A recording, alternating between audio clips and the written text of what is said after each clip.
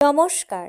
কবিতা নির্বোধ অক্ষর, কলমে শ্রদ্ধেয় ধ্রুবজ্যোতি ঘোষ মহোদয়, কণ্ঠে আমি শর্মিষ্ঠা সেন।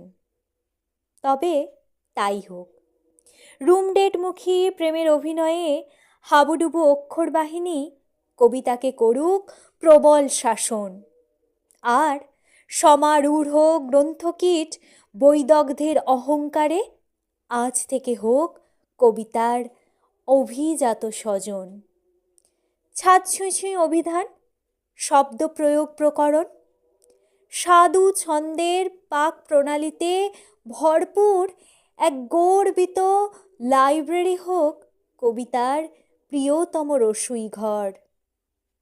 হৃদসিন্ধুকে জমে জমুক অগোছালো আবেগ, নিত্য নতুন পৌরাণিক সরস্বতীর খরস্রোতে যাক ভেসে যাক শব্দহীন কবিতার আফোটা ভ্রূণ।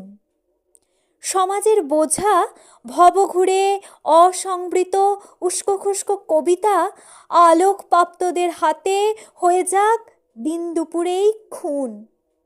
নন্দিনী, তুমি গলা ছেড়ে গেও না আর তোমার একলা পাখির বাঁধন ছেঁড়া গান, বরং গুরুগৃহে শিখে এসে গাও হরদম নির্ভুল নিষ্প্রাণ সরগম।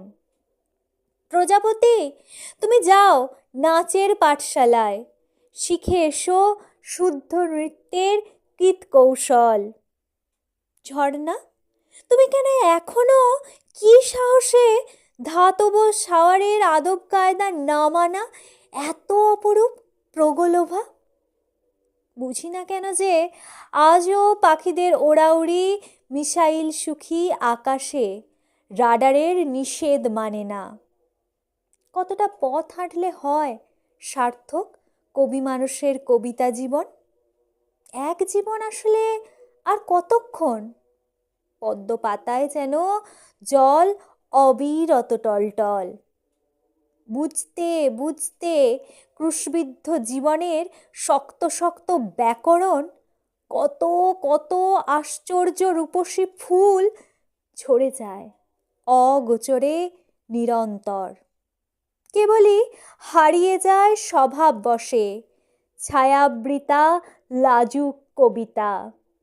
এক পলকে দেখা সেই ঘাই হরিণীর শান্ত গভীর চোখের চকিত চাউনির মতন। ধন্যবাদ।